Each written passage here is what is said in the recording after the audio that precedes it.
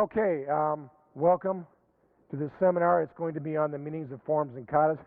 I'm Bruce Miller, and the viewpoint we're going to be talking about tonight comes from the Quan viewpoint. Now,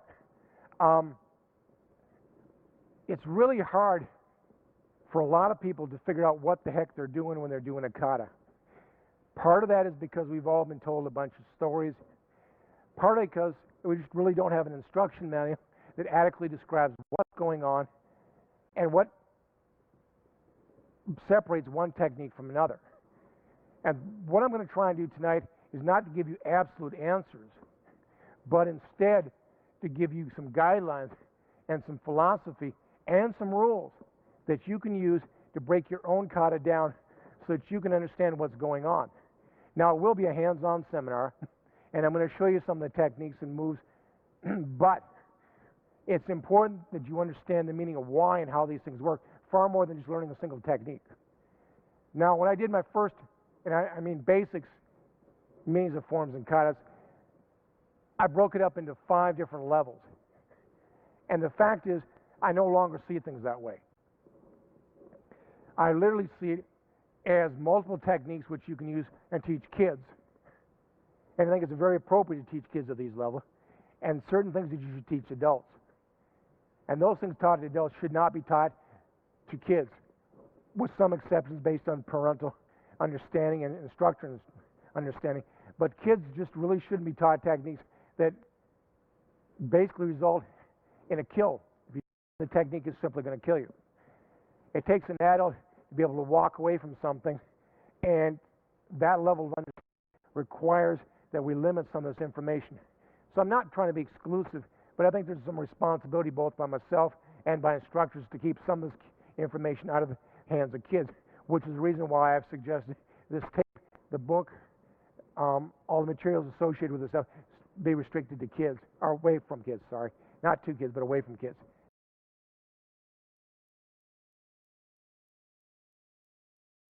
Okay, to understand what the heck I'm talking about, I think it's helpful to step back in history a little bit. If you look at one of these katas that are formed, and I'm talking about 14th, 15th, 16th century for some of the older ones, and we'll talk about training katas later around the start of the first part of the 19th century. But especially back in the 14th, 15th, 16th century, a lot of these katas came out of small towns that employed a lot of manual labor.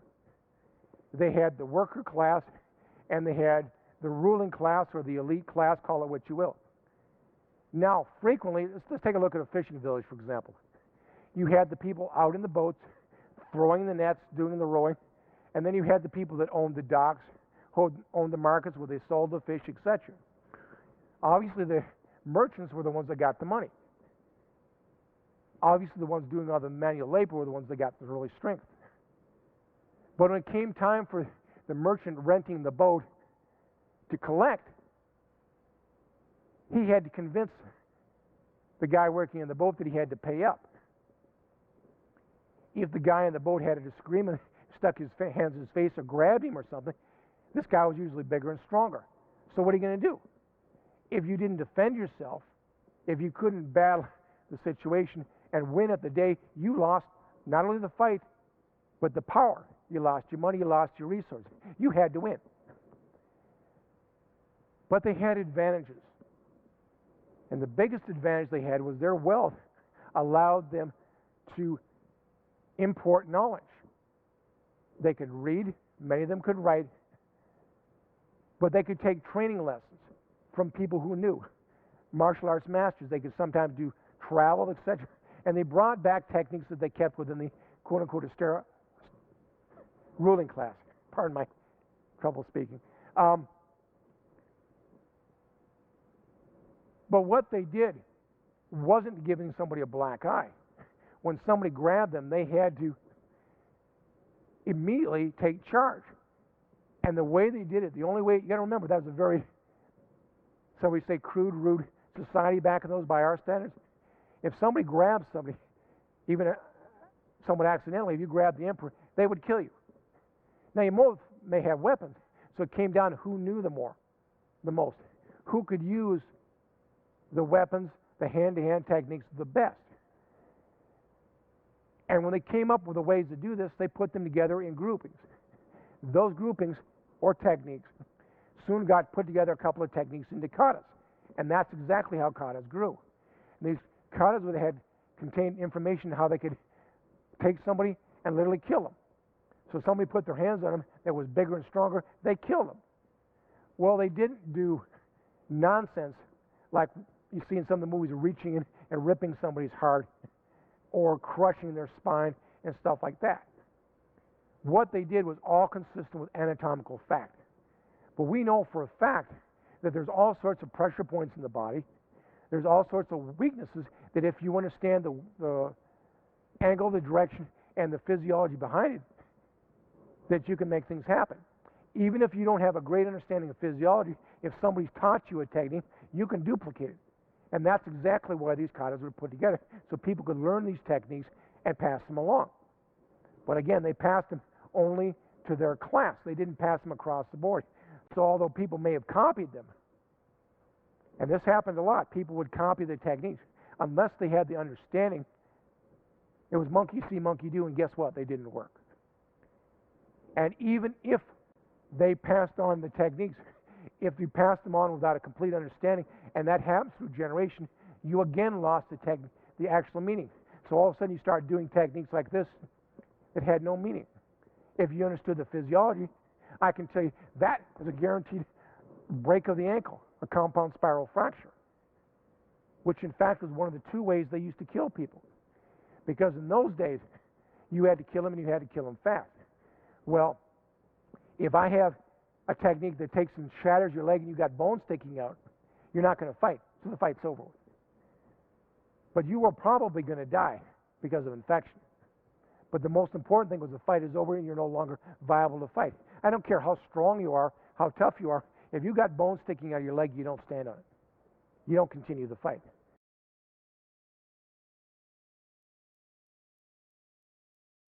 The other favorite technique was breaking the neck.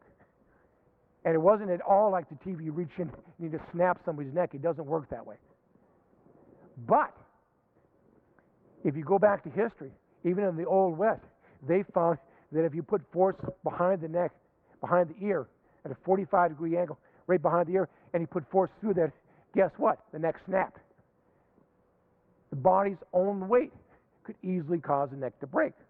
And in fact, you're going to find that technique, in fact, both techniques, in all the old fighting katas that came out of the 16th century. Now, those are all killing techniques. And if all you did every time you got in a fight nowadays was reach out and kill somebody, I think you'd find yourself in prison real quickly. Martial arts would not be very popular. And in fact, I'm not going to get exact dates or people, but what happened was some of the katas and martial arts started to be brought into the school systems. And that happened right around the earlier part of the 19th century. 20th century, 1900s. But the people that brought them in realized we really do not want these kids killing each other. They get out and, after school, they get into a fight and reach out and kill it. Not cool. So they made changes in the katas. They took out parts of the techniques. And the part that they took out was the final part, the killing technique. So they would set these guys up, and we'll talk about how you do that. You can stop the attack, you can set them up, and then you can do a stun if you have to, and you can take them out without having to kill. And these are essentially training katas. So now you had two different types of katas. You had the fighting katas, which only killed. You also had the training katas, which basically would take somebody out, could knock them out, could kill, but weren't required to kill. Okay? Please be aware that training katas were also designed with many additional moves compared to fighting katas. This means that unlike fighting katas, which proceeded to control and then kill the opponent as efficiently as possible, training katas instead would control the opponent as efficiently as possible, even if it took more moves, and usually would not proceed to the kill point. Now that's very important because it gave a whole new raft of people different techniques they could use. And that's basically how katas went along for quite a while. But then came tournaments. And people started changing katas again for the tournaments. Well, between the loss of information on what a kata really meant and the tournaments, katas got changed so much they really had no meaning, except that they look cool. And we all wound up with all sorts of different explanations. Explanations, well, you're doing this move because you're jumping over a log. Or you're doing this down block somebody who's kicked from the side. I mean, none of these things make any sense on the street because you don't have time. And why would I jump over a log to attack somebody? Or all the nonsense reasons we've been given. But those reasons were created because people really didn't understand what the heck they were really trying to do. And the bad part about it really is if you don't understand what you're trying to do, there's no way you can figure out what you're supposed to be doing. And kata is more than a collection of what I like to call them moves done like you got to pull up your butt. In fact, kata is a whole bunch of hip twists, shoulder sinks, slides. All these little moves are what make the kata really work. But they're not transmitted when you start doing. It doesn't work. You can't take somebody who's bigger and stronger and drop them. And yet I'm going to tell you that every real kata is designed to drop somebody. And I don't care whether it's a training kata, which majority of them are, or a fighting kata, which you can tell because it's historically a couple centuries old, but they all drop them. Now, that all goes back to the rules. And this is what I'm talking about here. First off, the rules have to make common sense. By that I mean we're not jumping over a log to attacking somebody. We're not going to take all this time to turn and down block somebody when it wouldn't work on the street. This doesn't make common sense. We also said it has to be anatomical fact. We're not reaching and ripping somebody's heart or their lungs, or ripping their throat off, or ripping their head off, or any of the other nonsense, or doing a poison hand strike which sends energy through their heart circulating, or any of that nonsense stuff that's out there. It's not true. Instead, kata is designed for self-defense, and it's designed for self-defense from a grab. Because if the guy was farther off, they had weapons. Adam, if you don't mind. If you're standing here, this far back, why would I start doing something like that? I take the sword off and cut your blankety head off. And exactly that was their philosophy because they were armed too. But if you're in this point, I probably didn't have room to take my sword off. So I had to do something hand to hand that would get him back. So I'm going to tell you the kata techniques are designed when the guy grabs you. Because you have to remember they did have weapons, especially the wealthy class. Where they go out, oh, I've got this sword, I've got this knife, and I got this club. But I'm going to leave them at home and go walking down the streets tonight. Come on. It violates their common sense rule again. Okay. Now, katas are, in fact, in my opinion, a collection of techniques. They weren't just one technique how to defend yourself when they grabbed, but a whole series. And every kata is a little bit different. Some of them had 5 techniques, some of them had 25 techniques. It is important to note that while katas are in fact a collection of techniques, each technique in itself is a collection of moves. The purpose of a technique is to take the opponent from their grab to the point where they cannot continue the fight. Some of them started out from the very first grab and went down. Some of them, a perfect example of that is Basadea, where they start and they'll bring you down to a certain point and they say, well, from that point I can do this, or I can do this, or I can do this. Or if I did this, then I could do this and this and this. And you'll find that Basadea is a perfect example of that combination, where it doesn't take one technique all the way to the end. It'll take a technique and then it'll show you 3 or 4 different ways. Or what happens if I spun him around? Well, if I got him to the back, I can do this or this or this. Or if I have him to the side, I can do this or this or this. And I'm going to show you some examples in this seminar so that you can see exactly what I'm talking about. But all of a sudden, when you understand that, these katas start to make a lot of sense. A lot of sense. Okay? Now, something else is very important. We talked about the labor class was stronger and bigger. So what would be the point of learning a technique if it didn't work against somebody that was stronger and bigger? It makes no sense to predicate the meaning on I have to be stronger or tougher. If that's the case, why not just pump weights? Why not just learn to be stronger? If strength is the key, then there's no reason to do these silly moves. Moves like that has no reason at all if strength is important. Instead, if the moves are designed to eliminate strength as a factor, then all of a sudden the smaller elite class, when he gets grabbed, boom, I can snap his neck. I can put him in a position that he can't do anything about it, regardless of how strong or tough he is. And that's exactly the truth. Okay? And thirdly, or lastly, Kata techniques do not rely solely on pain. Now, some of them, I agree, do cause pain. But 15% of the population are non-responders. Even in this class, I'm looking at a couple of people that I know are non-responders. And they're great, because if you can do a Kata technique against a non-responder and make them respond, even though they're locking down, then you know you got the right meaning. Because otherwise, well, yeah, it works, but it only works 85% of the time. I refuse to accept that explanation. Your life depends on it, and you're going to accept something that only works 85% of the time? No. You're going to keep looking until you find something that works 100% of the time. And I'm telling you that if you get the right interpretation of the Kata move, that it will work 100% of the time. Now, there's always these people who say, well, you couldn't possibly know what a Kata meant. You don't have a time machine. You can't read the mind of the creator. That's absolutely true. I can't. And I don't have a time machine. I wish I did. But you know, if you start ruling out the nonsense stuff, it isn't jumping over a log, so we're not ruled wrong. We know that we're not going to do something that takes so much time he couldn't respond in the street. We know that we're only going to do things that are anatomical fact, and we know we have to take away the strength and not rely on pain.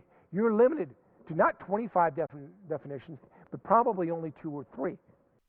In order to further limit what a Kata move or technique could be, I also believe you can limit the possibilities to what you would do when you're grabbed on the street. I believe you should practice katas exactly as you perform them on the street. I mean, why practice doing one thing in a kata, but then have to make the move do something or look like something entirely different on the street? It's well known that under pressure, we all tend to do what we have practiced, so look-alike moves make no sense to me. Therefore, if you take the look-alike possibilities out of the equation, you dramatically limit the possibilities of what a kata move or technique could be. Also, each kata move in a technique, when done correctly, should also move the opponent into position so that they are set up for the next move. If that is true, then you know you've done the move right. If I do something and then have to totally reset to do the next move, you're not getting the right explanation. But if you look at a move and a technique, and I slide him over, and the next move is that. Adam, come here a second. Perfect example is what we call a carve. The camera, grab me. If I take this arm and I carve it around like this, look, you saw the move and the elbow strike. Well, guess what? If the meaning was here just to hit, it doesn't work. It doesn't violate. It violates the strength rule. It violates the pain rule. But grab on tight. If I drop, it makes no difference. Can I hit him? Absolutely made no difference how strong he was. Okay? So all of a sudden I've got a nice knockout. So if you take a look at that technique as a knockout, then all of a sudden it makes sense. But yet I've told a half a dozen reasons. Oh, why I'm hitting him in the face, and then I'm going to step forward and hit his opponent. Now, come on, get real. In fact, in that technique, if I step through and hit him and drop his leg, his body weight would come into that elbow. Guess what would have happened? He would have been out for real, because that's a light force knockout point. And I'm telling you, every one of those pressure points, from the carving to the light force knockout to cutting the balance away, are in katas. And that's exactly what I meant when I started saying all these little moves like cutting the leg out, shifting your body weight rather than just moving linearly. You're going to find that there's a lot more circular movements in kata than you think there are. All the time I see people doing linear movements, and they're all done from the shoulders. But that goes back against our rule that strength is not the issue. You have to be able to do it when you're a smaller person. They may have been high on sake. Guess what? That makes an immediate non-responder. They're big, they're tough, and they're high on sake, so they're a non-responder. What do you go, oh, I'm sorry, it doesn't work when you're drunk. So now you can kill me because you got drunk. I don't think that's going to be acceptable. Okay? 3 or 4 moves usually go together to create a technique, multiple techniques in a kata. Rule number 1 of the first move in any technique is to stop the attack. If he grabs me and I do something and I hit him, okay, take this hand, you're going to hit me, and I hit, cute move, but has to stop the attack. He's still going to smack me. Now, I don't know about you all, but my experience is unless I stop him from hitting me or kicking me or throwing me around the room, then I really can't do much else. Definitely nothing effective. So the first definition of the kata move wouldn't be this, grab me. It would be that, okay? Again, we've eliminated a lot of the different possibilities of what it could be. We've eliminated the fact it isn't against this arm because that is just a tough man contest and doesn't follow the first rule, which is to stop the attack. The second rule is to unlock him. Well, right now, if he's tight, I can't do much, okay? But if the first rule is push his face back, now look, isn't he unlocked? I've stopped the attack. You're going to come back and hit me in this hand, okay? First rule. You've seen this technique in some katas. Grab. I've stopped the attack and now I've unlocked him. I can follow through with a technique that would snap his neck, cut his leg out, cut it in the 45, and all of a sudden, the third rule, which is stun or knockout, fourth rule is incapacitate or kill. Those 4 principles are shown a lot of different ways. That's why there's all these different katas. Fighting katas always go to the kill point. MP, Basadea, Nihanchi Shodan, Nihanchi Nidan. They always go to the kill point if you take the technique all the way. Other katas, and there's a lot of training katas, don't usually go past level 3, or rule 3, which is a stun or knockout. They may break a bone. They may break an ankle. They may break a knee. But nowadays, those aren't considered killing moves.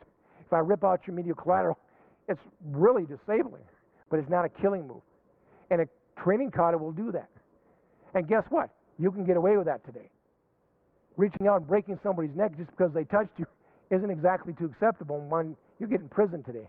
But yet in the 16th century, 14th century, if you touched the emperor or some noble and he killed you, too bad.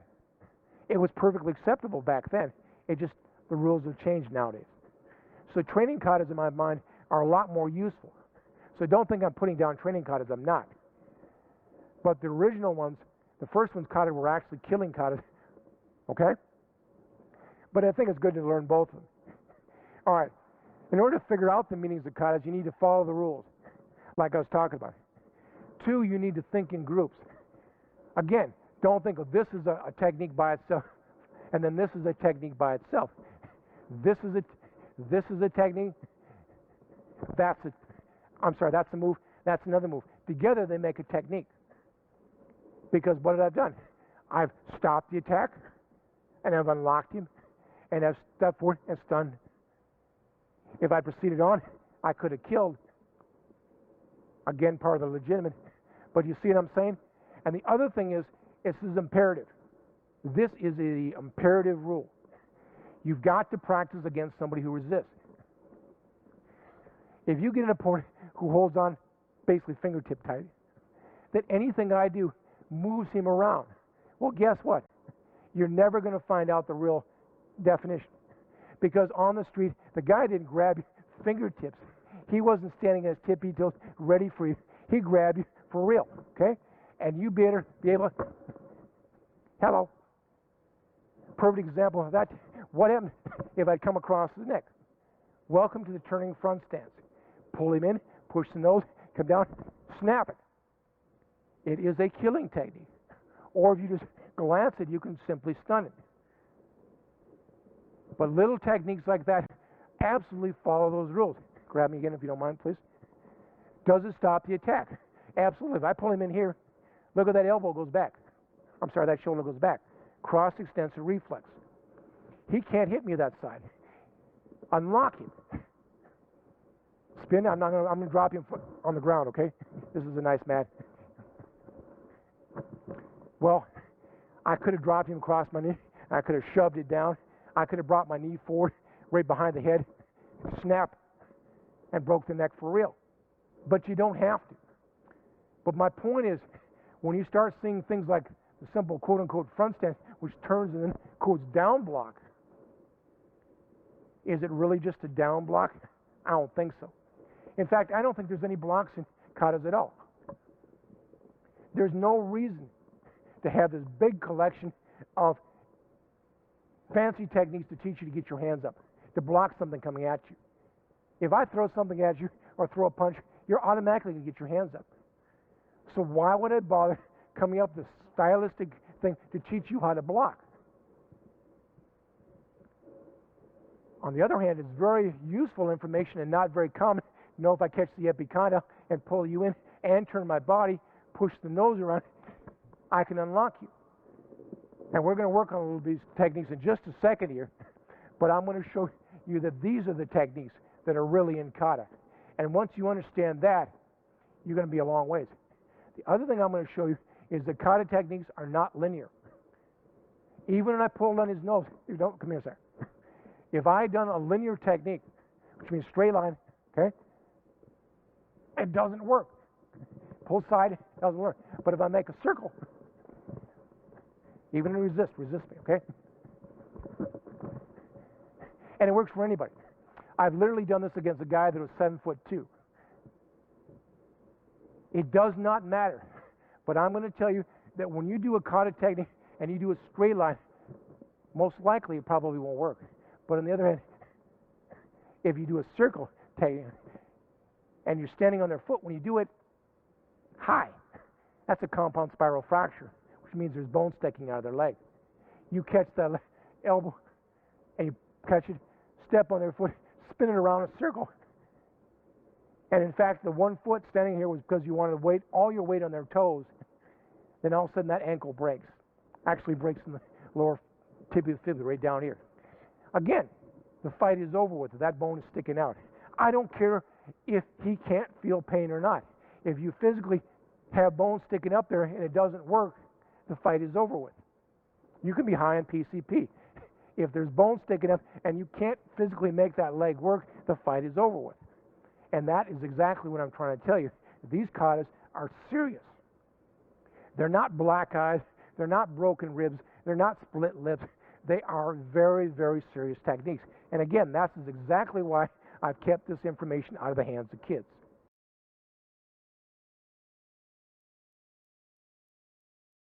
Before we get into a lot of things, I want to talk about the neck break. I talked about it just a little bit.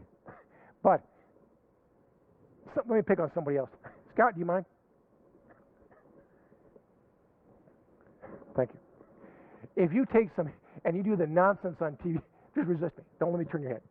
You can't do anything. It just doesn't work, okay? But if I take it and I pull him back here, and yep, you feel that? Turn. And I'm not trying to be mean, but he taps out, and it's hard to put it on tape, but you can feel as soon as I get that 45-degree angle through here or through here, just like in the Old West, they put the knob behind the ear, dropped him, it breaks the neck real easy. And I mean real easy. If I cause him to fall and use his own body weight, and this is where you have to be careful, because if you do a technique that causes him to fall, his body weight will break it for you. You don't have to do this, I'm going to rip the head off stuff. That's nonsense. It violates the rule of anatomy. And that's why it limits on all these rules. Well, it could be 1,000 things. No, it couldn't. Not if you take into concept the fact that you have to anatomically be able to do it. It limits it way down. If you limit to the fact it has to be done from a 45-degree angle, because it does, you dramatically limit it again.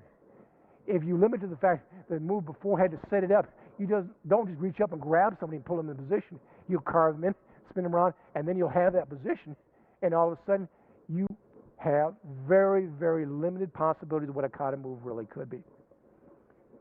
And blocks aren't blocks done like this.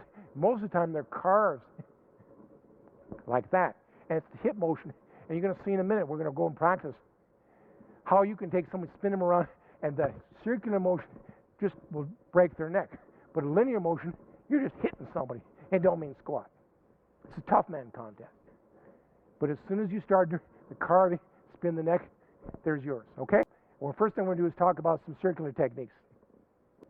Again, what I showed before was the 45-degree angle, but let's go back to our rules. First rule is to stop the attack. Second rule is unlock.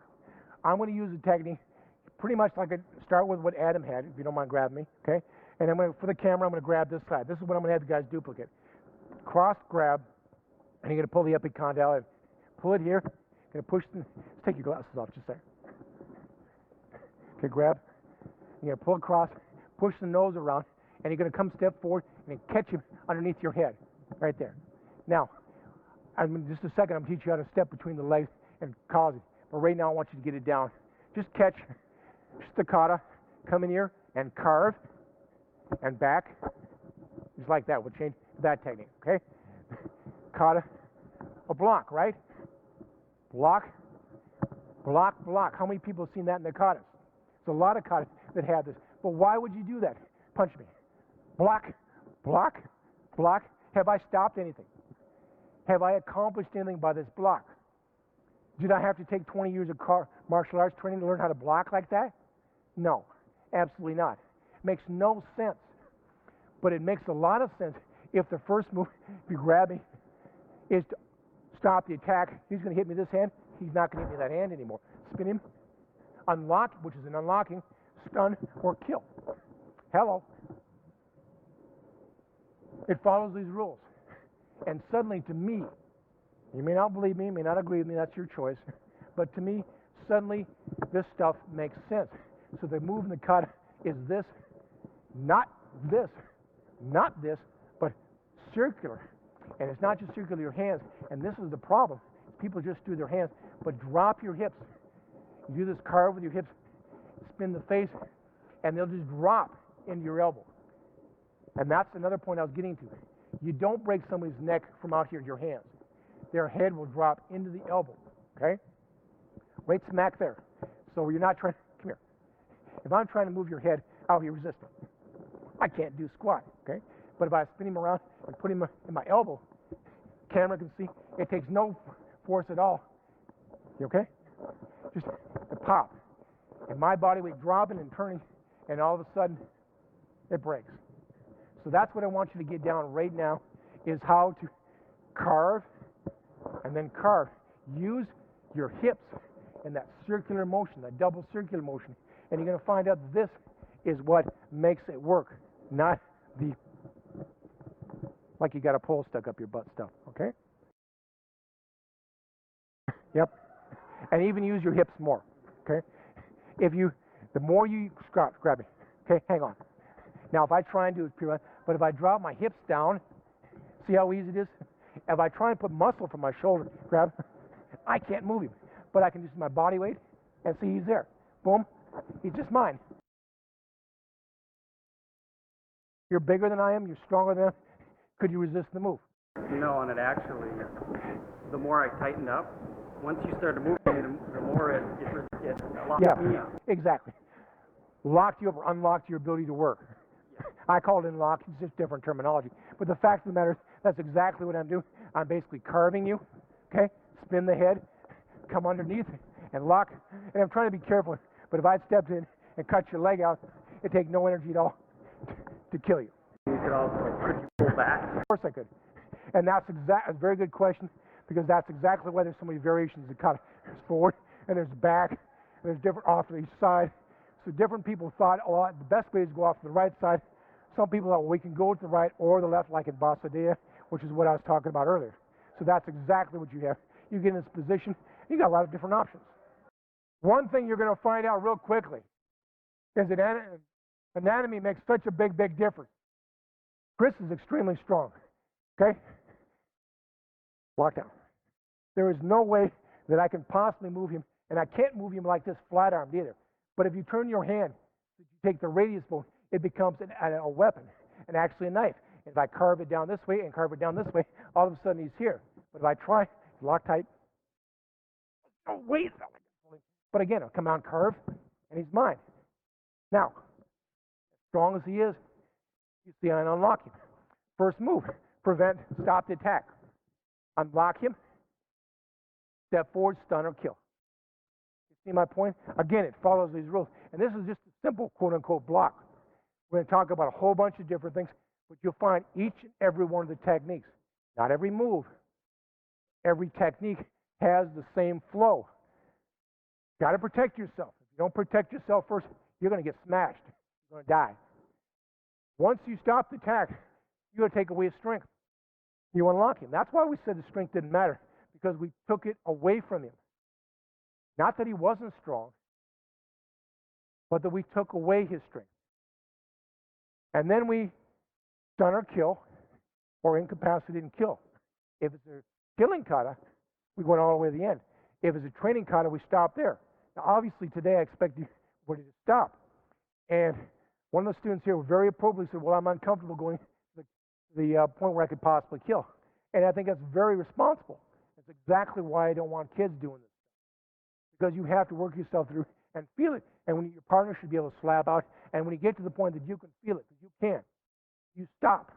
Don't be slamming it through there, uncaring what happens to your training partner. Because you will hurt or kill somebody. You're not going to feel very good if you quad your buddy, which means break his neck to the point he has no use of his hands or legs forever. So be very careful. But again, those are the 4 rules, and you apply circular techniques, circular moves, not linear stuff. Let's talk about this so-called square block. How many times have we been told, I'm blocking somebody over here and I'm blocking somebody over here? Grab me. On the other hand, if I take this, and notice on most square blocks, you don't just go into them sideways. You usually wind up turning into them, okay? Grab me a little bit of there if you don't mind. Okay? Now, if I turn sideways like this, and what happens if I pull him back like that? Now, first move was to protect him so he can't hit me. Second move is to unlock him. What happens if the third move is to step forward and stomp on his leg? Anybody see that in some of your katas? Here? In fact, it wasn't the hand, although you can spin the head around. If you drive that leg smack into the ground, what happens to the kneecap? Yep, high probability if you do it right, especially if I've hit him in the butt, loosened up the leg, paralyzed the sciatic nerve, and then drop it down. That leg is out of commission. First move, protect, unlock, stun, kill. Because this move should go right behind the head. What happens if I do a palm hand behind the head? Anybody not think that won't do a knockout? You hit the right spot, I guarantee you the guy's going out. If I turn here, pull him back here, if I step forward, stomp, look at the strike right at the back of the head. Perfect for the knockout. Carve and turn. Hold it back afterwards. Not this stuff where I'm blocking 2 things or whatever formation of pretty you were taught. But instead, carve and then pull, and you're in a back stance because you're pulling his head backwards. Step forward and drive. One more time. Do it from the opposite side. If I catch him and I'm coming around here like this, the other hand, the back hand comes back here like this. See how his back is towards me? Now, in the kata, you step forward to your back foot, okay? You step forward and you drive on your back foot. This should go right behind the knee, come forward, then you strike. We have some katas that do open hand. We have some katas that do closed hand. Well, guess what? I don't care which way you put it. It comes, to my mind, the same thing. But the trick is defending yourself, because at this risk, right here, you're in my face. You're a threat, okay? Are you a threat to me? Not much of a threat at all. I'm a threat to him. Regardless what your kata says, I've turned his strength and size into meaningless. Nothing more than a target. Bigger he is, the bigger the targets are. But it wasn't my strength that did it. It was my turn, pulling and turn, carving on the brachioradialis, moving the face back. Now on the street, I got to tell you, I'd be a lot nastier. My fingers would go in the eye socket and pull them back. Dramatic more effect than just putting your head in the forehead. It doesn't take a lot of strength, because there's not a lot of strength in this upper move. Paul, you're pretty strong. Okay? Grab, pull, pull, pull me. Okay? Now, lift your hand above your head. Pull me. Hello. I got an idea. Pull me. Grab my fingers. One, pull. Hello. You see my point? This move makes no sense anywhere up here above your shoulders if you have to have strength. But I don't need strength to pull your head back, do I? Not when I got my fingers in your eye socket. It does not need strength or speed. I don't care. He's going to hit me. For the camera, going to hit me this hand, okay? Here. How fast did I have to be to protect myself? Not very. Here. He's mine. How much time? I can sit here and decide the Bible, Declaration of Independence, his last rites. It doesn't make a difference, okay? Step forward. He's mine. Now, I'm being nice because I didn't really step on his life, but the truth is I sure could have. Had all the time to find it. Stomp. Right. Speed is not an issue. Strength is not an issue. All katas are designed, if you really understand what they're meaning, keep harping this, they're designed to take away your opponent's strength. Take away his size. Because if it doesn't, it's nothing more than a dance routine. Dance routines do not help you. Okay. We're going to talk about Quan. How many people have seen this? Okay, quite a few. Now, we teach the kids as a rolling the brachioradialis. Grab and roll the brachioradialis. And that's cute. But it isn't. The adult level, it definitely isn't. It's carved. Put your hand by the neck, cut the legs out, and pop the neck. And it's a killing technique. And the reason I'm bringing this is it doesn't look much different on the hand techniques. Okay? Come forward. And the difference is that I'm going to now catch. See how I caught the leg? Comes forward, 45. The real technique, unlocking here, isn't my hands. I protected myself, my hands. The real unlocking technique was actually the stomp with the foot. And I see so many people when they're interpreting their katas only look at the hand moves as the important part. I'm going to tell you, just as important, or even sometimes more important, is the move with the foot. Whether you're knocking their balance away, driving them to the ground, or driving them in the direction that you can then kill from the hand technique. But in fact, Quan really spins them around and does it from the side. Carve it. Welcome to Quan for real. Quan for us is our cross knife hand. Other people call it by different terms. But I want you to try that next, okay? Carve them. Spin them around. Take your foot, back foot, step on the leg. Now be careful, don't rip out the medial collateral. You push them down. Your hand will then go around side their neck, spin their neck so you have that critical 45-degree angle, and push gently. But you can feel it. You'll be able to feel when that lock point comes where you can break the neck. And again, I'm going back to the brutal meanings. Neck breaks or spiral fractures. Now, if you don't want to do a neck break, you just want to reach forward and pop in a stun, which is many training katas do, absolutely legitimate. Absolutely legitimate. More so, actually, than the killing technique is for today's environment. Trick is spin it around so that you now have a shot at the side of the leg. Step on that leg to bring him down. Spin him. Get your target. You don't want to put your hand on the other side of the neck so you strike through and kill. You just want to hold the hand to the side and strike. That's fine with me, too. Your option. That's why there is so many katas. You have options. Why you only don't learn just one kata. You know, if it was only about killing the guy. We've all heard this. The masters learn one kata, maybe two katas in their life. Well, the only point was to kill somebody, to put their hands on you. You didn't need more.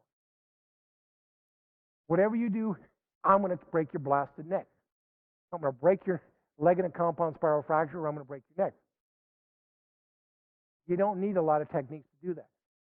A dozen will cover 99.9% of the techniques. Anything else, you can probably use your weapons. So learning one kata and working on it for your life was acceptable. But if you're not going to kill them, if you want to knock them down or have different options, or what we call bowling for jerks, which is throwing them into their friends, picking this guy up, using his body weight to knock down 3 or 4 of them, then you need more options. So today you need more katas than just 1 or 2. But you again need to understand what you're doing. Yeah, you will definitely feel the point where if I push any harder, it would cause major damage. Okay? So, grab me. Again, we carve, come around, push a little farther. Your back foot comes down and locks it down. Now, I can reach forward and just do a nice stun, light force knockout.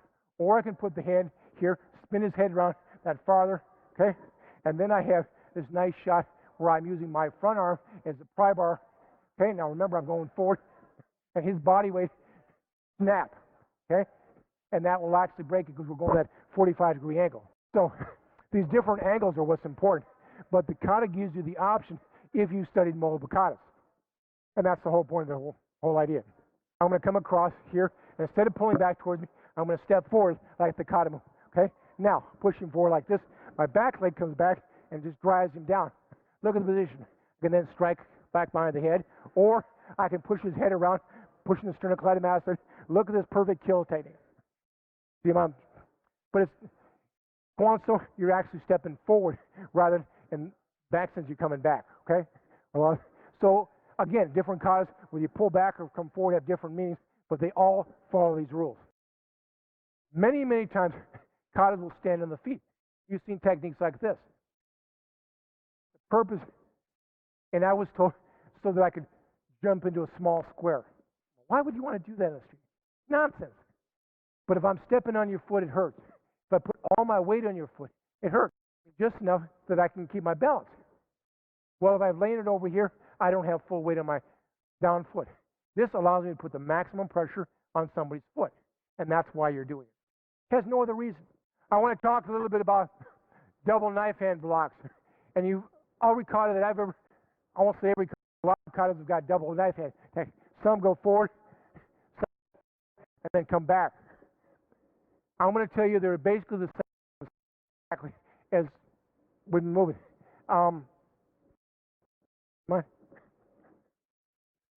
Turn it so you can get the okay. First move, I'm going to come across and I'm going to carve, but I'm going to step. If I move your head forward, okay, and I step forward, if I step forward and pop it, okay, again, I can come prong from the backside, come forward, bring him in my elbow, and I'm being gentle, step forward and snap, right there, okay, from the other, come across like this, okay, push the face. What would happen if I cut this out? Your body weight's going down, doesn't it? Doesn't take a lot of work.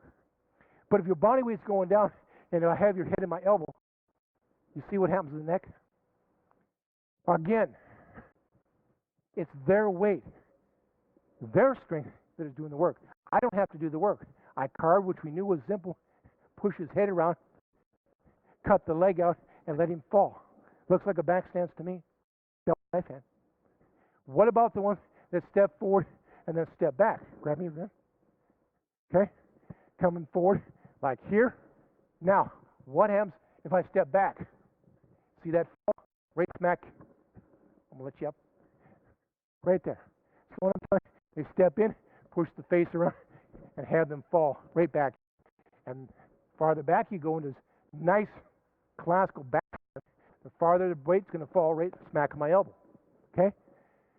I want you to try that a little bit, both variations, but be careful, especially for you cut your leg out. Thank you. Okay? Especially the forward, because you cut that out in that starting position, it's too easy to kill. It is just dramatically easier to kill. Yeah. I'm going to tell you one of the secrets you have to learn here is exactly what I said earlier. If you try and do this stuff rigidly, it doesn't work. It literally is this. We do this carving motion, which got the arms and then the face, and then it's the same circular snaking motion to get in behind the neck. But that is not that you're just trying to weave your hands in there. You're literally rubbing against the neck on purpose because that causes the neck to spin. Okay, Adam? Grab me. If I carve here, push here, that's cute. But as I come across, he's still not in position. But if I slide my head, see how my head sliding across into position causes him to turn in position? He wasn't in position until I actually, no, well, it's too tight. You couldn't get your hand there. Yes, you can. Push him around and sliding it. You okay? Basically just puts it right smack in there. Now, I'm being on purpose, putting it in my hand. Now, I'm doing it because it's safer.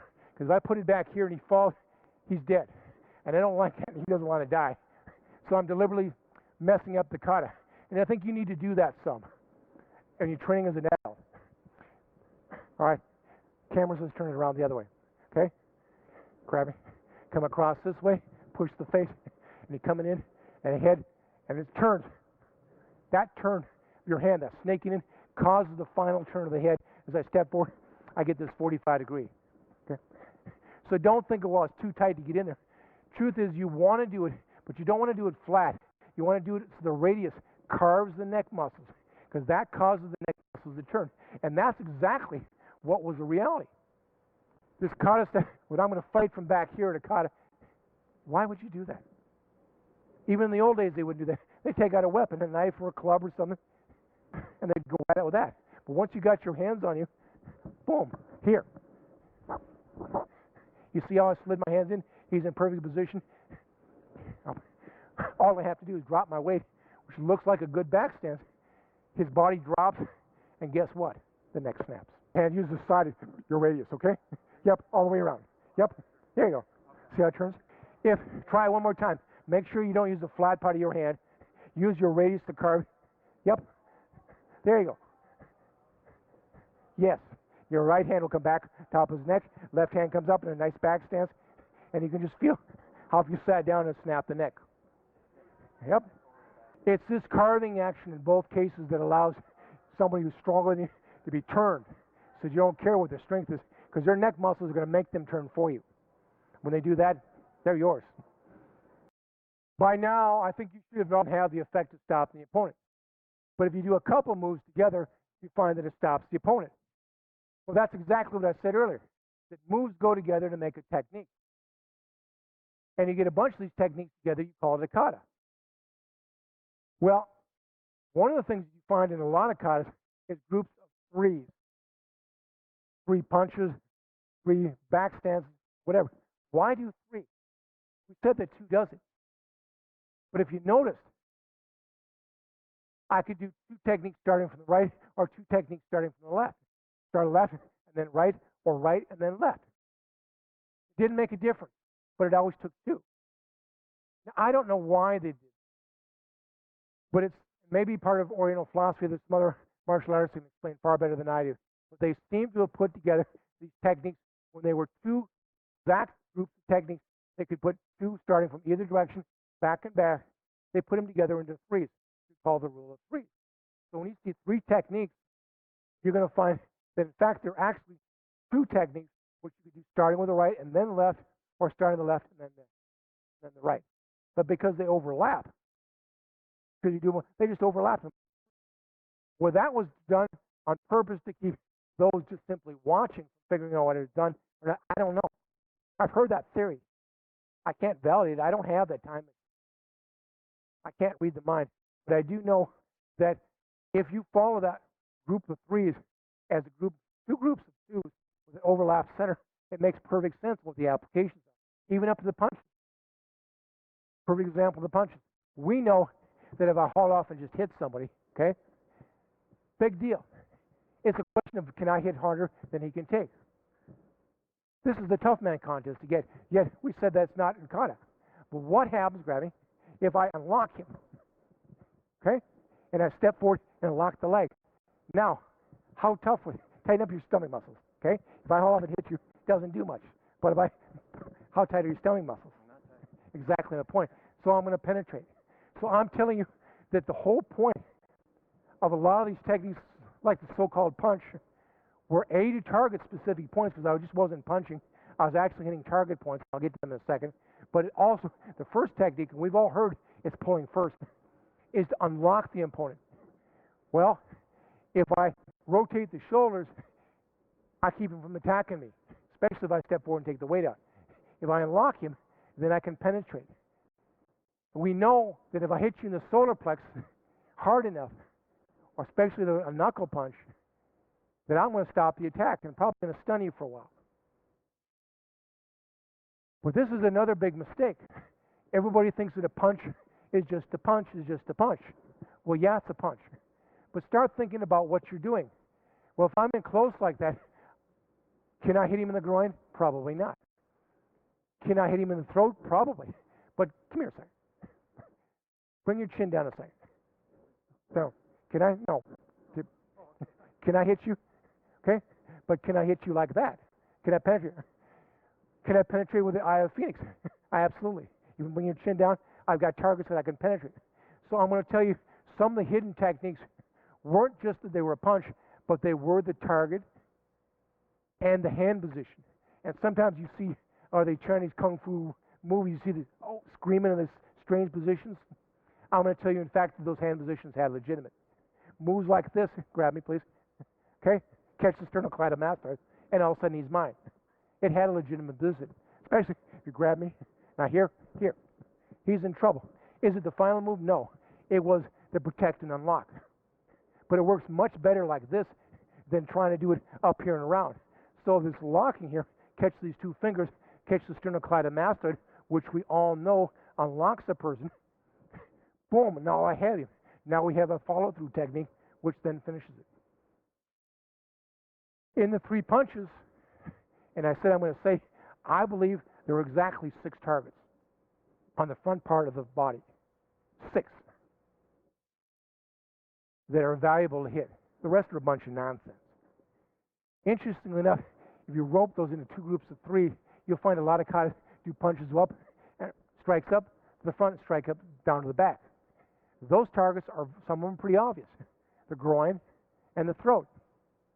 Very obvious targets. So the solar plex, pretty obvious. But what about the spleen?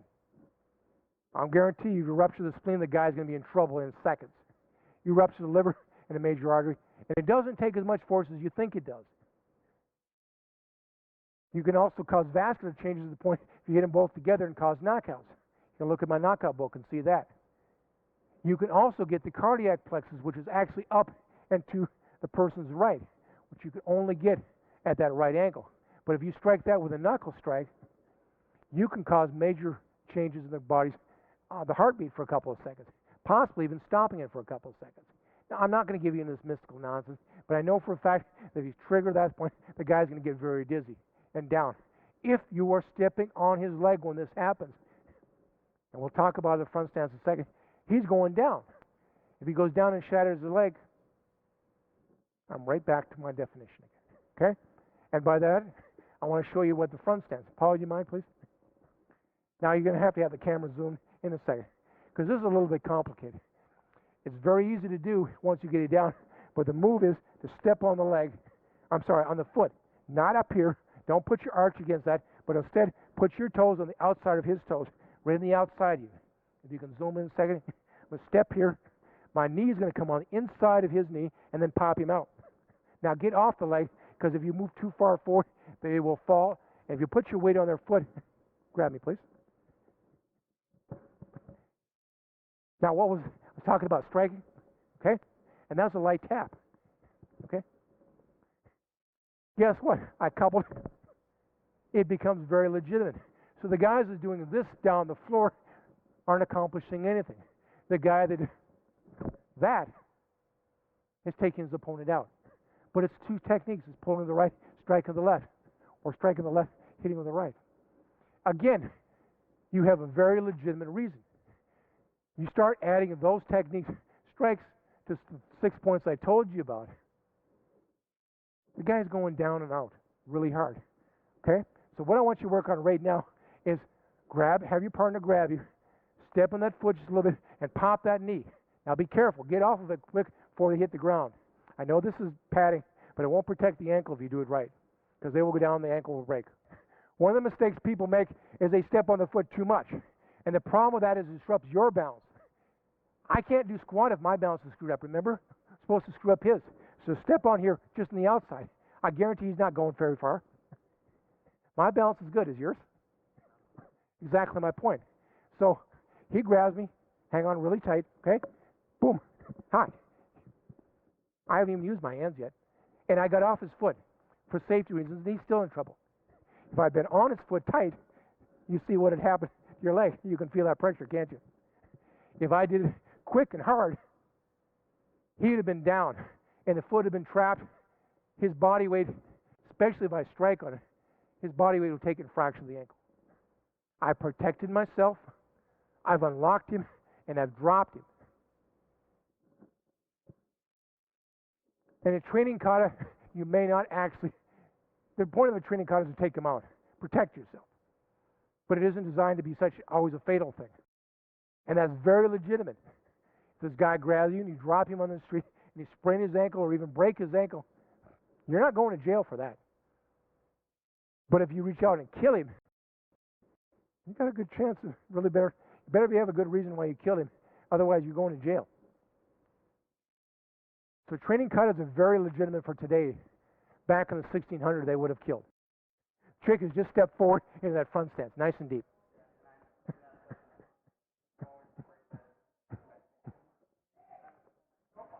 Yeah, you're not. Right. Here. Okay? Now, the only reason I come off balance a little bit is I'm trying to get off his foot. Rather than staying there, I deliberately try and shift that heel up so that I don't break his ankle. I have no balance loss at all. I'm actually got my weight in that front leg. I've got very, very good balance here. And the more I put pressure on that front leg, not only the better my ankle is, or my balance is, the less his ankle moves. But his body moves and his ankle doesn't. It's very obvious what happens. You're going to find that none of these techniques are rocket science. There's no magic. There's no mysticism. Every single one of them falls into known anatomy and physiology. Now, in the 14th and 15th century, even the early part of the 19th century, when they didn't understand Western physiology very well, in fact, Westerns didn't understand physiology very well, it was mysticism. But nowadays, Western medicine knows exactly what's going on. And we can cause these points every single time. A very similar technique to the front stance is the cross stance. And you have two ways of doing this, from the inside to the outside. If you grab me, please. I come across and I step the foot, comes across on the inside and runs it down the inside of the leg. And you just feel that? If I hit it and roll it over and go down, okay, now I'm trying to be gentle, because if I hit it too hard and he starts to fall, I will break the ankle. But it basically is you're coming over here, you're sliding it down, you just see that reaction. If you come down from about here, mid-leg, and slide it down the edge of the bone, not the muscle, but the bone, with the inside of your leg, you cause the muscles and the tendons to let go, and they just, body just naturally falls to the outside. Okay? Now I can do it here and down. I can do the same thing to the outside, but on the outside, I can't do down here so late. Because if I catch here, there's no corresponding nerve. So it's very obvious on the outside to come up a little higher, and I drop it down. So I step and down here. Well, guess what? Grab me. If I do this, step, and here, boom. You ever seen a kata technique like that? We've got them. I bet you do too. How much are you going to fight when I just ripped out your medial collateral ligament? Incapacitated immediately. All right, grab me. You're going to hit me with your right hand this time. Okay, can you hit me with your right hand? I've got you locked, unlocked, boom, incapacitated. It's not rocket science. We know that if I push the medial collateral too far inward, when the leg's trapped, I rip it out. In the 1400s, they didn't know why this happened. They just knew that if we did it, it did. So it's in their katas. The explanations now allow us to refigure out and recreate what they were doing. We're doing the same thing they were. We're not reinventing. We're rediscovering what they really were doing, I think, when they created these katas. Whether it be a kata created in the 15th century or in 1922. Okay? And by the way, the katas that were created in the early 50s, I should say, particularly some of the Korean ones, took techniques from the Japanese. The techniques were valid. If they changed them too much, they lost their validity. If they kept them pretty much the same, they were valid. Unfortunately, as I said, because there's a lot of monkey see, monkey do, a lot of people lost the meaning. A classic example is Basadea opening. Okay? Come here. Grab it. One of the movings in Basadea, okay, do from the side here, was roll over, like those. Okay? Roll over here and down. Well, if I just do it like this, nothing happens, does it? But if I lean back and roll it over, down. You okay? You see what happens. Now I have him down. Let me go a second. The move is this. But if I try, grab me, it'll be nice to you. Let you go back in this position and down. If I try to go straight forward, resist me a little bit, can I do anything? It doesn't work. It just doesn't work. But on the other hand, if I pull the kata this way and I step up on his foot and I circulate, what happens to your ankle? Not fun, is it? But it has nothing to do with going like this, which a lot of people think it does. You wind up here, and a lot of katas have taken the snapshot going from here to here as being linear. And I'm telling you that the real kata makes a circle to get there. Instead of going straight from A to B, it goes in a circle. So I caught the arm, stepped in the foot, and came around like this. Guess what? The weight's on the one foot. So it's not going anywhere.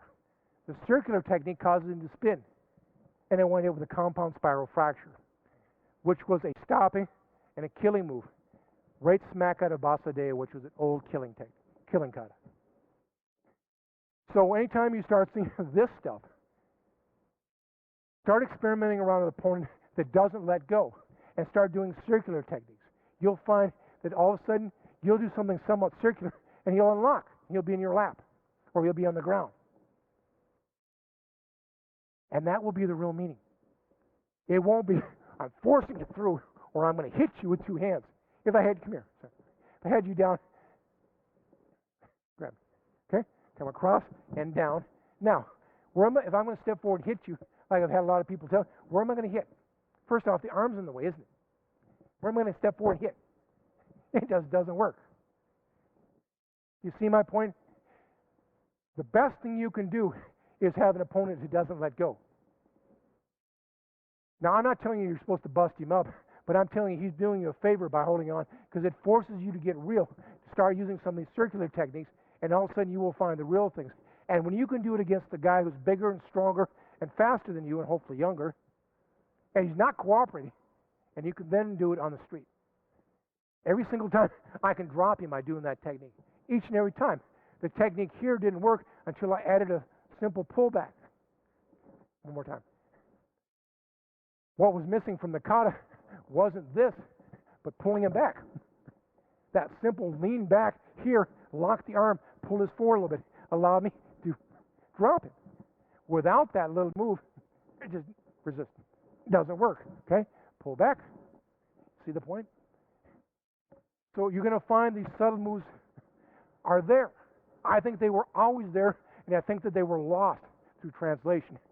My whole purpose today, by creating these rules, is to give you ways of analyzing and thinking of adding these new moves, little moves back in, so you can take your katas, add these small moves back in, and make them work on the street, verbatim. The other thing that really galls me is people who do this move and say, well, it's for this, but on the street it means this, this, and this. Why would you do that? If you're going to do this, this, and this on the street, then practice that. Don't do this and think you're going to have to use it for this on the street. I can guarantee you, when they did the katas back in the old days, they didn't substitute some move that looked somewhat like it. What they did verbatim was what they did when somebody grabbed them. And that's exactly what I'm encouraging you to do now. Do that verbatim, okay? One of the other things I really want to cover tonight is knife hand stuff. Both knife edge for the foot. How many people told they were hitting something and really hurting something on the side of their hand? The old karate movie. You're strong. Tighten up your neck a second. You'll grab me. Tighten it. Ready? Doesn't work. Now, I'm not hitting him that hard, but it just doesn't work. Contest. But on the other hand, if I roll it, here. See that? Do it from this side. Here. Hi. If I roll it, boom. Roll it. I'm telling you that knife hand techniques, knife edge techniques, are not designed to kick. This so-called I'm going to hit and kick doesn't work. But if I take the knife hand, see what happens is that every single time that I run the knife hand down the edge, he has a body reaction. If I know where to do it, see the reaction? First move, he's going to hit me with this hand. 1, 2. Ever had a technique like that in your kata? We got a lot of katas like that. All right. Okay, bud? Knife hands have nothing to do, again, with force. That's the technique I want. Catch, straighten it out in a single knife hand. Don't be thinking this, oh, I'm going to whack somebody to the side of your hand, break your hand. Shoot it out. And you'll find all of a sudden, if you're doing the sternocleidomastoid or the nose, the guy's head is going to be spun. His balance can be unaffected. So you protect, unlock. And whatever your kata goes beyond that is the next move. Okay? Try that. Chuck had a very, very good observation here. I think it's important. Two things he was talking about, which is absolutely true. One was that in some katas you have your hand turned over. Well, guess what? When you turn your hand over, that thumb makes a great weapon against the sternocleidomastoid, if you don't mind grabbing. Same thing. Okay? Grab, pull. Secondly, you know, we were always hammered on to get ourselves spread out. The farther you spread out, don't they have to turn around more? So I'm telling you, the posture moves were very legal, very legitimate. They enhance the effect. So whether you do it straight up or turn it over, they both are, call them shudo in some cases. We call it knife hand. To protect yourself. If you don't protect yourself, you've done nothing. Always protect yourself first. That'll give, yep. Then shoot. Yeah, exactly. Again, the first move in a technique is to protect yourself. So it's not the knife hand, okay? In most kata techniques, you'll find it's the backhand you're not aware of that is more important than the so-called front hand. Why is it more important? Because it is the one that accomplishes the very first thing. Stop the attack. Brent? Grab one hand. Drop this hand. Okay? He's going to hit me with his right hand. I'm going to do a shooter attack. Am I stopping him?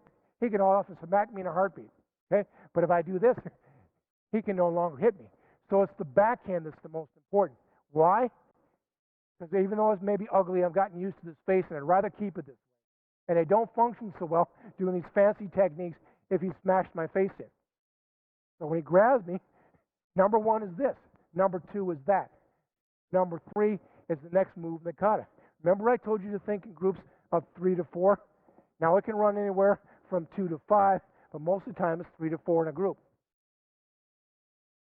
But number one move, and you'll find that if you do that, it sets you up. Grab me. Remember I said it sets you up? Look, was he really set up for this move? No, he wasn't. But the first move sets him up for the second one, which will then set him up for the next move. If I have a technique that steps through and kills, steps into a back stance, here, back stance, you see how I've set him up for it? You'll find that the moves will set you up. Perfect example, Nihanchi Shodan. Grab me a second. One of the moves we have is the carve to here. Here, look, the next move in the kata is here. The next move is down here. Look at the setup. First move, unlock him, protect. 2, done. Hand comes back here by the neck, head and head, drop my body weight, and he's dead. Straight out of Nihanchi Shodan, which unfortunately many styles treat as only a kid's kata. It is a very dangerous old killing kata. If I drop him in that position, let his body weight actually fall, and it's not hard to do, his body will cause a break. Only having my hands in position is all I need. And that's why it's so dangerous. Why I don't teach the kids the real meaning of these katas. As far as I'm concerned, the kids can keep learning is something walking down a small hall or working on a rowboat. It has no reality, but at least they're not going to be killing somebody. But I'm going to tell you that the first move, because he's here, he's in my face, I'm going to stop him from attacking me. Grab me 2 hands, please. Okay? First move, stop him from attack. Second move, unlock him. Take him out. Third move, kill him. Feel it, can't you? Doesn't take much. Drop my body weight, he comes down with me, it'll snap. It's a fighting kata. It's a killing kata. Training katas would have a different explanation down. And that's cool. Not putting that down. But I'm telling you, look for that setup. That's my whole point. Is do that first move because it'll set up the second move, which will then set up the third. When you get to the point that it's an obviously kill or a knockout, well, then the next move is to set up the second technique.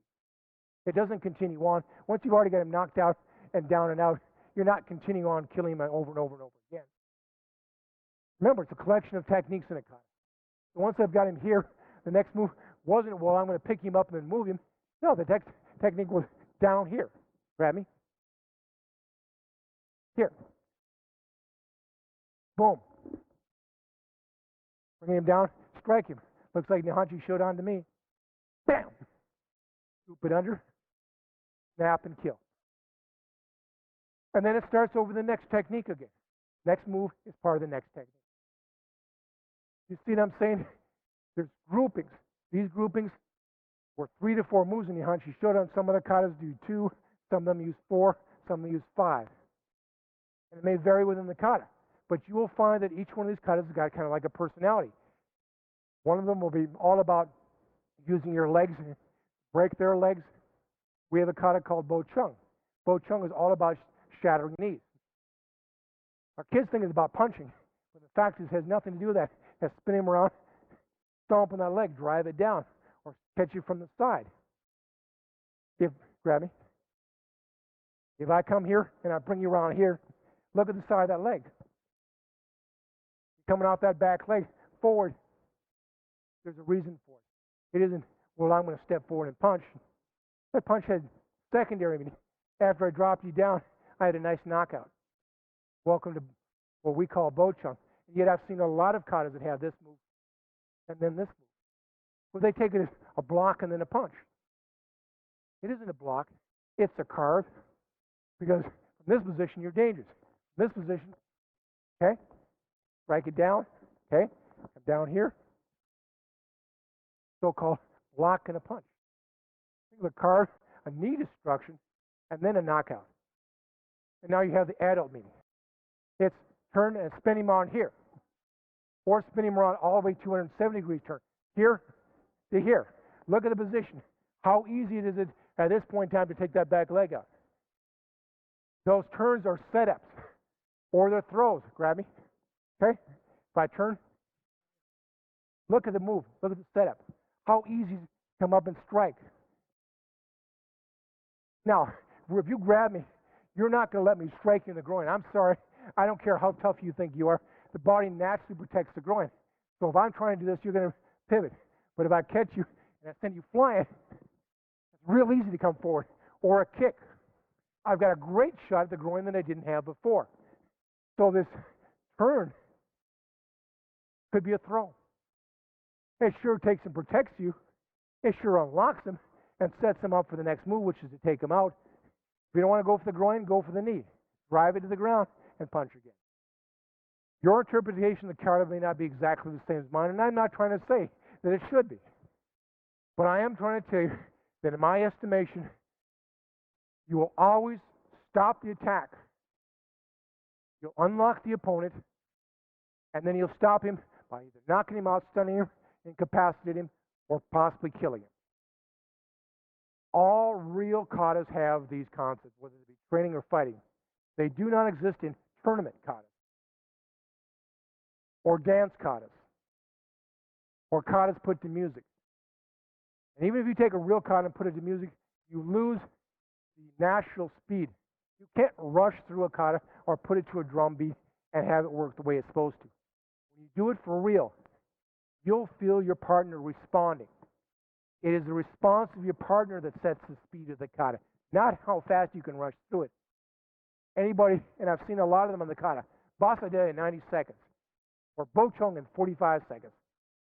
All they're advertising to me is they're moving air and they have no clue how to move the opponent.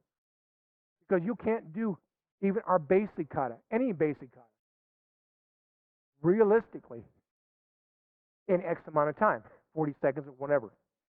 Instead, you do it based on how fast your opponent moves.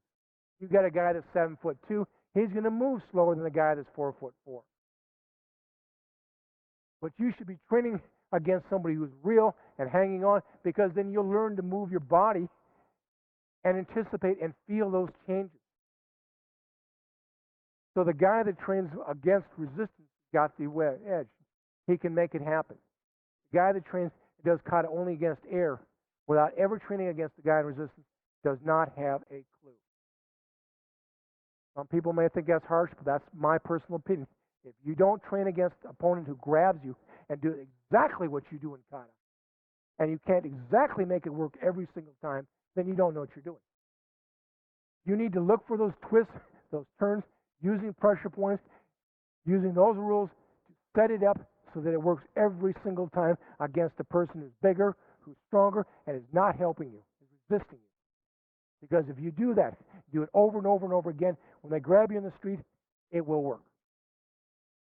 And that, in my opinion, is exactly what kata for adults is all about. Okay, in this section, we're going to talk about some of the practical applications of what I've been saying for. It really is cute to know all the theory and figuring out a kata, but if you can't really apply it, it doesn't mean anything at all. And this is where a lot of people fall apart. A lot of people have their own pet theories of what works and what doesn't work. We've tried to show you some explanations and examples so far of how to break it up, and I'm actually going to show you how it tries to apply in an actual kata, how to break it up into the 4 sections. Now, things you have to remember. 1, I'm only going to be showing you a couple of different ways in each one of the rules. There are a lot of different katas and a lot of different ways that they accomplish things, but the principles are the same. The first move is going to be to stop the attacker. The second move is going to be unlock. The third is stun or knock out. The fourth is incapacitate or kill. The same thing I've been saying all along. But like I said, there's multiple ways, and sometimes it's hard to figure it out because they combine moves. You can stop the attacker and unlock him at the same time if you do a right move. So don't think you're going to get a 1 and then a 2 and then a 3 and then a 4 like some sort of a dance move. It doesn't work that way. You're going to accomplish all 4 of these concepts. If it's a fighting kata, at least the first 3 if it's a training kata, but they may be rolled into 1 or 2 moves, let alone 3 or 4 or 5. But the principles are what you have to look for. Because if you look for the principles, you'll be able to figure it out. The other thing that's extremely important is make sure when you're doing these things is look for the angles. Again, I said before that if you look for something, the first move should set up the next move. Adam, come here a second if you don't mind.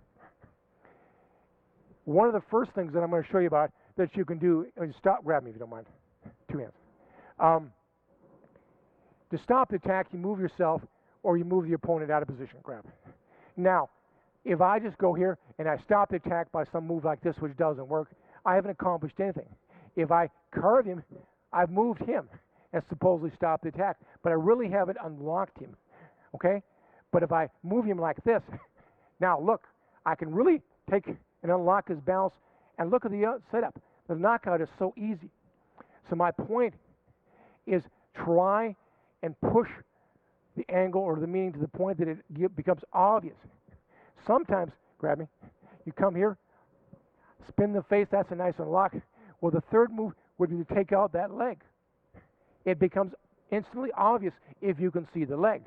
If you just move him to here, I don't see any way, it doesn't become obvious.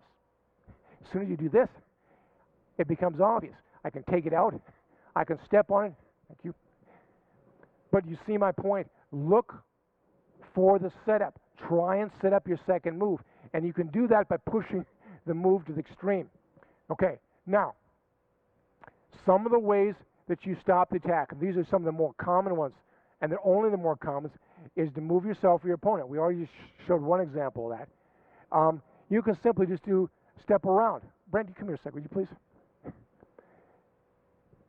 Grab. Just real simple. You don't even have to hit somebody. He's here. He's going to come back and hit me this side. If I step over here, it makes it really hard for him to hit. Or for the camera, grab. Here. I just moved myself out of position. It's a great way to stop the attack. I haven't unlocked him, but I can sure do that with a number of techniques. The most common way is a cross-extensor reflex. Sit and pull. Now I've moved him out of position. Not me so much, but I can combine it with me moving myself. A lot of people miss this one because they don't look for the backhand. They start seeing this stuff. Oh yeah, the first move is this. Well, grab me. First move, see that lock is right there. But they didn't see the backhand, so therefore they never saw, oh, well, I'm going to come up and hit. It doesn't work. It would have worked if they saw the first part the hidden part of the backhand. So look for that backhand, and frequently, that will be the way you stop the attack. Not the front hand, but the stopping the attack will be from the first hand, the backhand, or moving your body out of position, getting in the start position of the kata. That's the unlock, the stop. I'm sorry, not the unlock, but the stop the attack. We talked about the cross extensor reflex, or moving yourself. Another way is a side step. Well, we talked about that a little bit. Very commonly, people put their hands in their face. Chad, come here. You're pretty strong. Grab me. Hang on. Now, hang on. I can't move his hands. Hi. Who's stopped the attack? Can you even hit me? Can you even see me? Very simple move. I've seen a lot of katas that do this stuff or this stuff. If I stick my fingers up his nose, which I'm not going to do right now, guess what? He can't see me. He can't do anything. Put him in the throat. Either way, you pick the target you like, depend on your lethality definition, your kata. But my point is simple. The hands in the face is a very good way to stop the attack. Grabbing. You can curve. If I come across here, we talked about cross extensor pulling. You can curve. Look at that position. Sets him up perfectly for an unlock. First move was the carve. Second move, spin the face a little bit farther, and I've got a nice unlock. Okay? Throws. Grab me. He's going to hit me with the one hand, okay? Here. Are you going to hit me? I don't think so. Again, going to hit me? A throw is a great move to unlock somebody. I'm sorry, stop the attack. Because right now he's in the power position. He's going to hit me with the other hand. Here. Boom, boom. Grab, throw. It doesn't take a lot of muscle if you throw it from your hips. They can no longer hit you.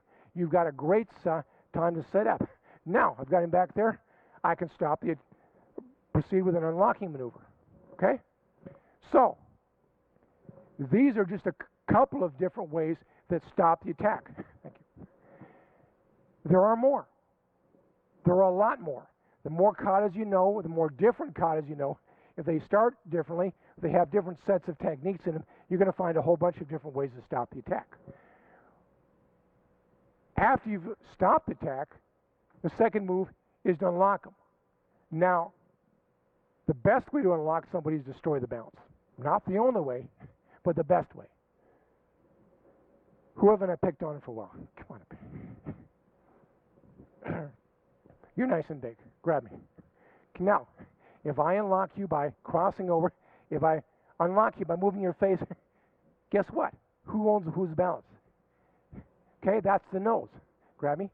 Sternocleidomastoid. Again, who owns whose balance? You see, it doesn't take a lot of force. I can even grab me. Nice tight. Got balance? But I do. Foot tap works. We talked about the front stand. Here. What kind of balance has he got? Okay? I can even step on his foot, which I'm not going to do because he's being nice. But you step on your foot with the heel and twist and pop the knee at the same time, and you can imagine what I've done to his balance. If he has no balance, he has no strength. Unlocking the person simply means taking away his strength. It is nothing magical or mystical. He may be strong. He's a lot stronger than I am, a lot bigger than I am. But if he's worrying about his balance, and his brain naturally will, what strength does he have to apply to harassing you, which allows you to set up or kill? Now, you pull downs. We don't do a lot of kata techniques that do pull downs, but there are some in our Chinese style. Chad, you're pretty strong. Come here. Grab me. Okay? Now, if I take it here. Now, I'm not working, but he is. I destroyed his balance because, look, he has to reset his balance. I have all sorts of targets. He doesn't. In the Chinese side of his style, I can reach up here, start doing pull downs against the clavicle, behind the ears. All of a sudden, now I have a very legitimate pull down, which has protected myself, level one, or first step. Second step was unlock him. And what I did is a simple anatomy. I caught the clavicle, caught behind the chin, put my fingers in his ears, caught behind the ears. There's a dozen different spots. Depending on the kata you learn. Tiger and Crane does a lot of this stuff. But my point is simple. Use your body weight to pull down. Nothing more than an unlocking technique. If you move on to the third step, it's to stop the fight. Please don't take stun or knockout or stun to be so literal that you're going to have to put somebody unconscious. If you knock him down, take the wind out of him, he doesn't continue, you've accomplished level 3. Which means that if you haul off, somebody grabs you, and you do a nice knuckle punch to the solar plex, the right angle, and the whole solar plex locks up, where's the fight? You basically temporarily incapacitated him because he can't breathe. You catch him in the throat and he can't breathe. But you know, most people are not going to haul off and let you. Just come here, Adam. I bet you we're fighting back here. Okay? You're not going to haul off and let me just walk in here and pop in the solar plex or pop in the throat. If you're that bad, you surely don't need a kata technique to protect you. But if you grab me, okay, and I curve you in, okay, boom, or right to the throat, or come across this side, can I reach him? I absolutely can. So I have set it up by stepping and moving, and now that gives me the kata technique, which allows me to lock his breathing up. Why? Because I caught the solar plex at the correct angle. Thank you. So it's your kata that allows you to set this stuff up. The most common way to do it is the light force knockouts, the reticular activating system. You should all know that. If you don't, I'm not going through it here. You need to get my book or go to the internet or any medical library and figure out the reticular activating system. But this stuff is dangerous because if somebody goes unconscious and they fall backwards, face up, their tongue will drop back and they'll die because the level of consciousness is that low. So you really have to be careful. The other thing you can do is to choke them out. And we have techniques all over kata that do this sort of stuff. Tai Chi definitely does if you don't have them in your kata. If I'm choking you out, we just worked on Basadea last time, and I guarantee you, there's a great choke out in that technique. The guy falls into your arm, and this literally, you hold him there just a little bit, and he chokes himself out. You can knock him out. You can hold him a little longer and kill him. Level 3 or level 4, your choice. Now, I'm not going to go through and choke a bunch of people out. If you can't figure out what I'm saying by this, I'm not going to be able to help you. But, again, you can do a light force knockout. You can do a vascular knockout. There's all sorts of places you can strike, especially the spleen and the liver, and knock them out. Solar plexus strike to lock up the breathing. A choke out. Okay? The last technique was to incapacitate or kill. Compound spiral fractures. We talked about that. Step on the foot, spin it where you're standing on the leg, standing on the foot, and they fall. Cross step, come on the inside of the leg, drive it down. Especially the body spins, the guy falls. And he falls in a twisting pattern. Leg, our bone is sticking out of the leg. There's not much fight left. Anybody seen anybody with a compound spiral fracture, you know that they're just not ready to get up and fight you too much. We talked about neck breaks. Pretty obvious. You break somebody's neck, they're not going to fight. But you could also stop the fight incapacitated if you totally screw up the knee. I don't care. I'm not going to do this, obviously. But if you grab me, and I carve, and I come around, and I drive the leg down, and I drive it so the kneecap hits, and then twist, what happens to the ligaments inside the knee? They call the cruciate ligaments. They get ripped. You know, if those are ripped out, you're just not going to fight.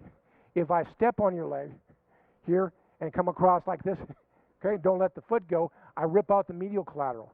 If I do it from the inside and come out, I rip out the lateral collateral. That's the one on the outside, okay? But the point is, if I drive that to the ground, the knee's gone. There is no fight. I've incapacitated. If I haul off and I destroy the clavicle, now I'm not talking about a little crack, but a simple strike on the clavicle, the right hand. Brent, I won't hit, I promise. I know you got to work tomorrow. But if you grab, and I come across, and I strike here, the clavicle, and I shatter it. So now that I have two pieces of bone, you know something? He's not going to use his right hand.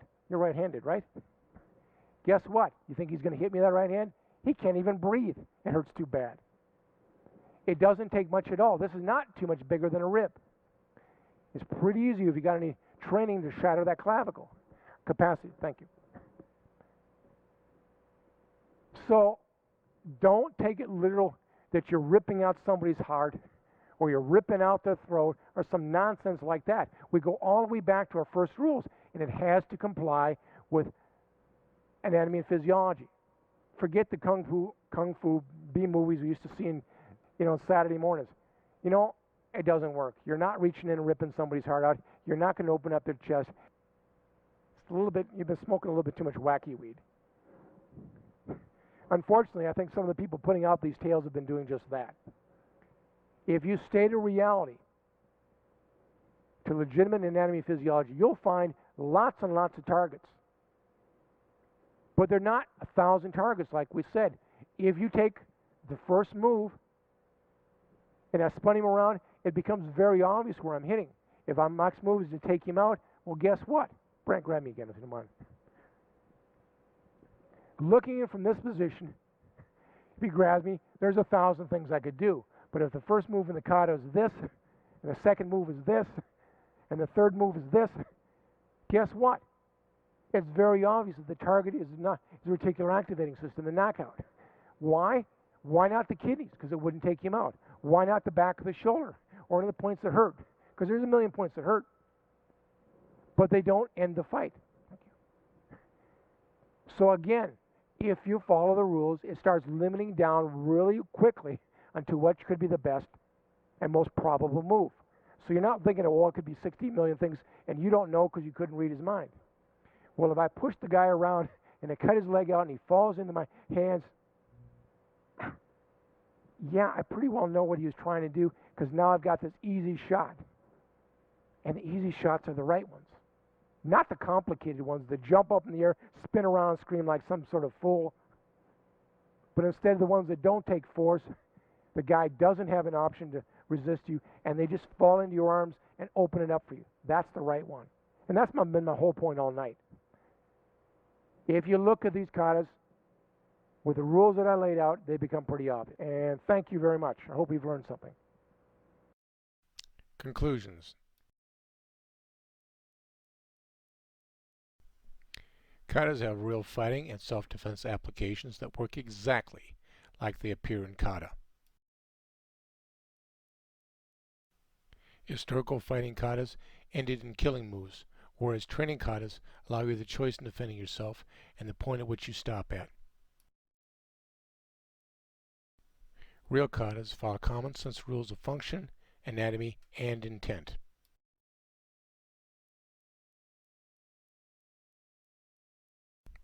Katas are made up of techniques, and techniques are made up of moves.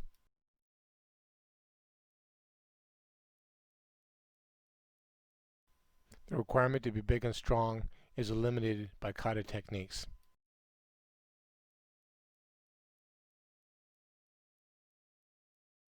Pain response is not required for a kata technique to be effective. Practice against somebody who will resist you, and you can figure out exactly what the moves of a kata really are, and then those moves will work for you on the street. I hope you have enjoyed this material, and has given you some ideas and insights into the real meanings of forms and katas. Thank you.